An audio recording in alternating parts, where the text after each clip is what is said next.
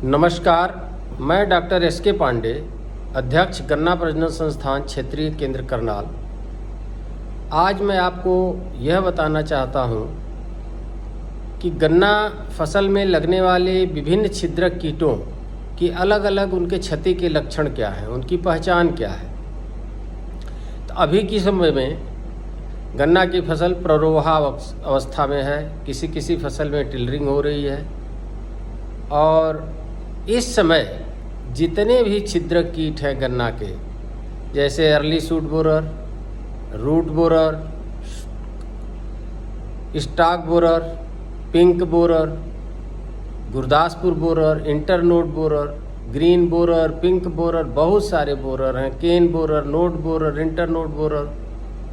तो इन सारे कीटों की जो सुंडियां होती हैं, टॉप बोरर, तो ये सारे कीटों की जो सुंडियां होती हैं इसी शूटावस्था में, ये जो शूट की अवस्था है, प्ररोहावस्था है, इसी अवस्था में इन्हीं को खाकर पलती हैं और जब बड़ी होती हैं तो अपने अपने प्रकृति के अनुसार कोई गांठ में छेद करने चला जाता है, जब गन्ना बनता है गांठ बनती है। कोई पोरी में छेद करने के लिए चला जाता है, जब पोरी बन जाती है। कोई चोटी में चला जाता है, टॉप बन जाता है, टॉप बोरर बन जाता है। कोई जड़ छिद्रक बन जाता है, कोई इंटरनोड बोरर बन जाता है, कोई स्टॉक बोरर बन जाता है। लेकिन अभी की जो अवस्था है, प्ररोहा अवस्था है, इसी समय ये सारे छिद्रक कीट इसी पर पलते हैं। अब मैं बात करूं, जिसे आप कंसुआ के नाम से जानते हैं, अर्ली शूट बोरर। अगर अर्ली शूट बोरर के द्वारा नुकसान होता है तो बीज की गोफ, बीज वाली पतली सी गोफ सूख जाती है। अगर हम उसको खींचते हैं तो नीचे सड़ा हुआ दिखाई देता है, सुंडी नहीं निकलती। और जब उसको हम खोद के निकालते हैं तो उसके नीचे, ज़मीन के नीचे छेद होता है और ज़मीन के नीचे ही धारीदार सुंडी पाई जाती है। इसकी सुंडी पे धारीदार होती है। अगर इसी तरह का ये लक्षण अन्य बोरर का भी है, स्टॉक बोरर का भी है, जिस पर सुंडीदार और लक्षण पाया जाएगा। अगर इंटरनोड बोरर का प्रकोप होगा तो ज़मीन के नीचे छेद नहीं बनेगा, बीज की गोप सूखेगी, ज़मीन के नीचे छेद नहीं होगा, छेद ऊपर होगा। स्टॉक बोरर के अवस्था में छेद ऊपर होगा, अर्ली शूट बोरर के अवस्था में छेद नीचे होगा। और ये सारे लक्षण मृतकलिका, जो बीज की गोफ है, एक ही तरह सूखेगी।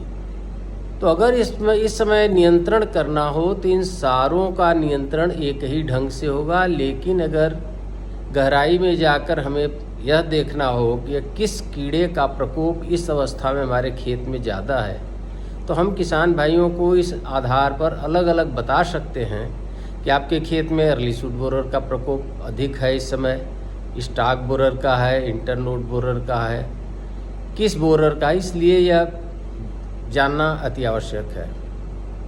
दूसरा छिद्रक कीट इस अवस्था में और लगता है, जिसको हम कहते हैं पिंक बोरर।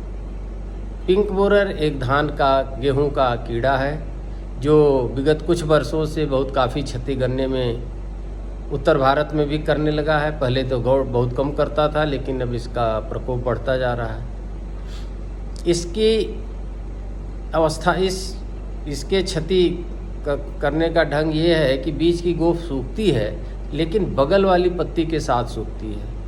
अगर हम खींचते हैं तो आसानी से नहीं आती। और इसके नीचे ज़मीन के पास एक बड़ा सा छेद होता है जो काले रंग के मल से भरा हुआ होता है। और अगर हम खींचते हैं तो छेद पर से ही यह शूट टूट जाता है और टूटे हुए शूट से और ज़मीन के बीच में सुंडी दिखती है, जो सुंडी गोल लंबी, उसमें पैर दिखते हैं और पिंक कलर की होती है, इसलिए इसका नाम है पिंक बोरर। तीसरा कीड़ा जिसे हम कहते हैं रूट बोरर। रूट बोरर की अवस्था में बीज की गोफ तो सूखती है, लेकिन बगल वाली पत्ती के साथ सूखती है, खींचने पर आसानी से नहीं आती। अगर आती भी है तो टूट जाती है बीच से, इसमें कोई सड़न नहीं होती।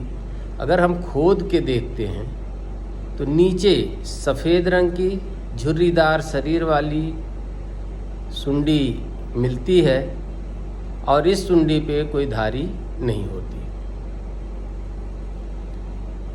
अगर चोटी बेधक या टॉप बोरर का प्रकोप है तो बीज की जो गोफ है, कलिका है, वो मर जाती है। मरती तो सब में है बीज की कलिका, कोई अकेले मरती है, कोई दो पत्ती के साथ मरती है। इस केस में बीज की कलिका मरती है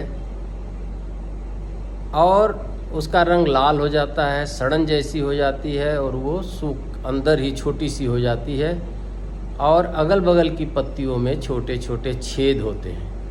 अगर इसको खींचा जाए तो आसानी से नहीं निकलती। इसको भी अगर हम जड़ के ऊपर से ही काटें और जब फाड़ के हम देखेंगे तो इसमें क्रीम कलर की लंबी सी सुंडी, जिसमें काली उसके पेट के अंदर की आंतें दिखती हैं, बहुत ही पारदर्शी लंबा कोमल सा कीट टॉप बोरर की सुंडी दिखाई देगी, जिस पर कोई धारी नहीं होती। तो ये टॉप बोरर का हो गया। तो इस तरह से हमें ये जानकारी मिलती है कि अगर कंसुआ है तो वृत्त की मृतकलिका बन जाएगी, ज़मीन के नीचे छेद होगा, उखाड़ने पर दिखता, ज़मीन के नीचे से काट के निकालने पर सुंडी दिखाई देगी। Stock borer, Gurdaspur borer, pink borer और इन सब बोरर में छेद ऊपर होता है, मृतकलिका उसी तरह बनती है और इसमें से भी हम निकाल के जब अलग अलग करते हैं तो सब भी हैं। इसमें early shoot borer, stock borer, internode borer सबके इस पे धारियाँ होती हैं, लेकिन इंटरनोड बोरर का रंग काला होता है, वो क्लियर कट अलग पहचान होती है। Gurdaspur borer, pink stock borer और इन सब बोरर का, अर्ली शूट बोरर का की पहचान मैं आगे बताऊंगा कि धारियों के आधार पर, उनके क्रोचेट्स के आधार पर कैसे होती है। मैं आगे बताऊंगा कि उस अवस्था में हम सुंडियों को कैसे पहचानेंगे। तो रही बात इनके पहचान की। अब इस अवस्था, अब हम जो फसल अक्टूबर में लगाते हैं, अक्टूबर में लगाने के बाद नवंबर आता है, नवंबर के बाद 3 महीने या 4 महीने तक ये फसल जाड़े को पार करती है। उस समय गन्ने के सभी कीड़े शीत निष्क्रियता में पड़े रहते हैं, तो इसमें शूट में या प्ररोहावस्था में बहुत ज़्यादा कीड़े नहीं लगते, लेकिन ये पाया गया है कि जो पिंक बोरर है उसका प्रकोप होता है और कोई भी बोरर इसमें नहीं लगता और हमारी फसल सुरक्षित रहती है। तो अभी की प्ररोहावस्था में हमारे किसान भाई हमारे बताए गए लक्षणों के आधार पर अगर अपने खेत में आकलन करें तो उनको पता चल जाएगा कि हमारे अगली फसल में किस बोरर कीट का प्रकोप अधिक होने वाला है। यह एक